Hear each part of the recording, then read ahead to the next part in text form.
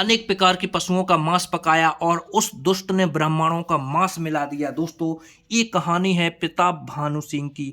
हाँ दोस्तों, प्रताप भानु नाम का एक राजा था जो कि दोस्तों ब्राह्मणों को निमंत्रण दे देता है परिवार सहित पूरे राज्य में। और दोस्तों उनके लिए जब खाना बनवाता है तो खाने में दोस्तों अनेक प्रकार के पशुओं का मांस पकाया और उसने दुष्ट ब्राह्मणों को मांस मिला दिया। तो नमस्कार दोस्तों, स्वागत है आप सभी लोगों का अपने इस YouTube चैनल लाइफ ऑफ सनातनी में। जय सिया राम दोस्तों।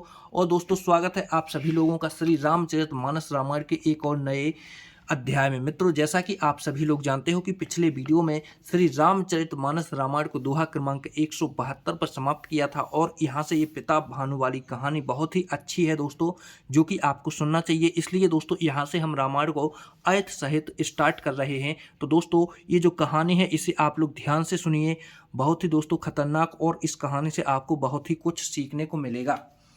तो देखिए दोस्तों, यहाँ पर सबसे पहले यहाँ पर दोहा है। नृप्य हर स्यों पहचानि गुरु, भ्रम बस रहा न चेत। बरे तुरत सत्य सहसे, बरे विप्र कुटुंब समेत। संकेत के अनुसार गुरु को उस रूप में पहचान कर राजा प्रसन्न हुआ। भ्रम बस उसे चेत न रहा कि यह तापस मुनि है या काल केतु राक्षस।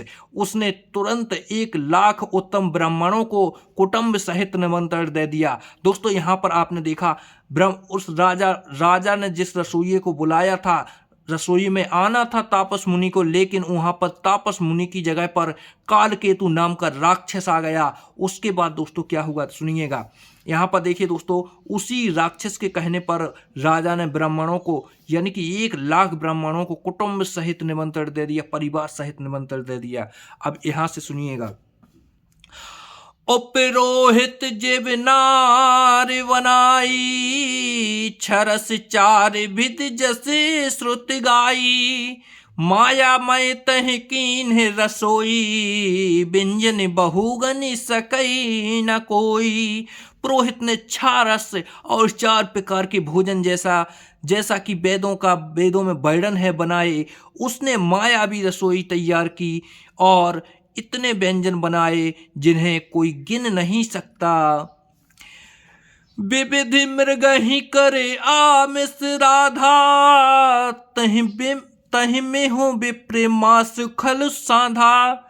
भोजन कहूँ सब विप्र बुलाए, पद पखार सादर बैठाए। अनेक प्रकार के पशुओं का मांस पकाया और उसमें उस दुष्ट ने ब्राह्मणों का मांस मिला दिया। सब ब्राह्मणों को भोजन के लिए बुलाया और चरण धोकर आदर सहित बैठाया।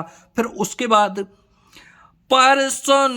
परुसन जबहि लगा मही पाला, भय आकाश बान तहि काला। विप्र बिरंदे उठ ग्रह जाहू, मैं बढ़ियाने अन्य जन खाहूं। ज्यों ही राजा परोसने लगा उसी काल केतुक आकाशवाणी हुई, है ब्राह्मणों उठ कर अपने घर जाओ, यह अन्न मत खाओ, इसके खाने में बड़ी हानि है।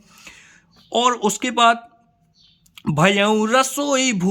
भयऊ रसोई भूसुर मासु, सब दुज उठे मान विश्वासु। भूप सकल मति मोहि भुलानी, भाव बस न आओ मुख बानी। रसोई में ब्राह्मणों का मांस बना है। आकाशवाणी का विश्वास मानकर सब ब्राह्मण उठ खड़े हुए। राजा व्याकुल हो गया, परंतु उसकी बुद्धि मोह में भूली हुई थी। होनहारवश उसके मुंह से एक बात भी नहीं निकली। बोले विप्र सको पितबे, नहीं कछु कीन्ह विचार। जाय निशाचरे हो नृपे, मूढ़ सहित परिवार। तब ब्रह्मांड क्रोध सहित बोले उठे। उन्होंने कुछ भी विचार नहीं किया। अरे मूर्ख राजा, तू जाकर परिवार सहित राक्षस हो। छत्र बंधु ते विप्र बुलाई, छाले लिए सहित समुदायी। ईश्वर राखा धर्म हमारा, जेहि ते समेत परिवारा। अरे नीच, अरे नीच क्षत्रिय, तूने तो परिवार सहित ब्राह्मणों को बुलाकर उन्हें नष्ट करना चाहा। ईश्वर ने हमारे धर्म की रक्षा की, अब तुम परिवार सहित नष्ट होगा। संबत्ति मध्य नासित विदो हो, जलदाता ना रहते कुल को। नृप शून्य श्राप विकले अति त्रासा, मैं बहोर बर गिरा आकाशा। एक वर्ष के भीतर तेरा नाश हो जाएगा, तेरे कुल में कोई नहीं देने वाला, पानी देने वाला तक न रहेगा। साफ सुनकर राजा भय के मारे अत्यंत व्याकुल हो गया। फिर सुंदर आकाशवाणी हुई। सुंदर आकाशवाणी क्या हुई, सुनिए। विप्रहु सराप विचार न दीन्हा, नहीं अपराधी भूपे कछु कीन्हा। चकित विप्र सबे सुनि न भिवानी, भूप गयऊं जय भोजन खानी। हे ब्राह्मणों, तुमने विचार कर श्राप नहीं दिया, राजा ने कुछ भी अपराध नहीं किया। आकाशवाणी सुनकर सब ब्राह्मण चकित हो गए। तब राजा वहां गया जहां भोजन बना था। तहिन असन नहीं विप्र सुवारा, फिरऊं राव मन सोच अपारा। सब प्रसंग मही सोरहि सुनाई, तिसति परऊं अवनी अकुलाई। देखा तो वहां न भोजन था, न रसोईया ब्राह्मण ही था। तब राजा मन में अपार चिंता करता हुआ लौटा। उसने ब्राह्मणों को सब वृतांत सुनाया और बड़ा ही भयभीत और व्याकुल होकर वह पृथ्वी पर गिर पड़ा।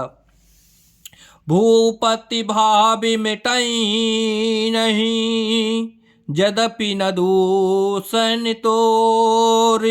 किए अन्यथा होई नहीं, विप्र सराप अति घोर। है राजन, यद्यपि तुम्हारा दोष नहीं है तो भी होनहार नहीं मिटता। ब्राह्मणों का श्राप बहुत ही भयानक होता है, यह किसी तरह भी टाले नाट नहीं टल सकता। अस कहीं सब मही देव सिधाए, समाचार पुर लोग हूँ पाए। सोचहि दूषण देवहि देही, विरचित हंस काग किए जेही। ऐसा कहकर सब ब्राह्मण चले गए। नगरवासियों ने जब यह समाचार पाया तो वे चिंता करने और विधाता को दोष देने लगे, जिसने हंस बनाते बनाते कौवा कर दिया। ऐसे पुण्यता राजा को देवता बनाना चाहिए था, जो राक्षस बना दिया। ओपेरोहित ही भवन पहुँचाई, असुर ताप सही खबर जनाई। तह खल जह तह पत्र पठाए, सज सज सेन भूप सभी धाये। पुरोहित को उसके घर पहुंचाकर असुर काल केतु ने कपटी तपस्वी को खबर दी। उस दुष्ट ने जहां तहां पत्र भेजे, जिससे सब बेरी राजा सुने सेना सजाकर चढ़ दौड़े। घेरहु नगर निशान बजाई, विविध भांति नित्य होए लगाई। जूझे सकल सुभट करी करनी, बंधु समेत परे नृप धरनी। और उन्होंने डंका बजाकर नगर को घेर लिया। नित्य प्रेरित अनेक प्रकार से लड़ाई होने लगी। प्रताप भानु के सब योद्धा सूरवीरों की करनी करके रण में जूझ मरे। राजा की भाई सहित खेत रहा। सत्य के तुकुल कोहु नहीं बाचा, विप्र सराप कीम जह असाचा। रिपुजीती निप नगर वसाई, निजपुर गवने जय जसु पाई। सत्य केतु कुल में कोई नहीं बचा। ब्राह्मणों का श्राप झूठा कैसे हो सकता था।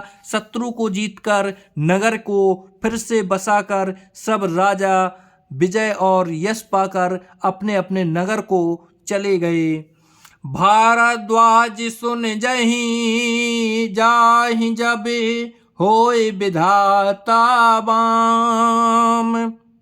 धुरी मेरु सम जनक जम, ताहि व्याल समिदाम।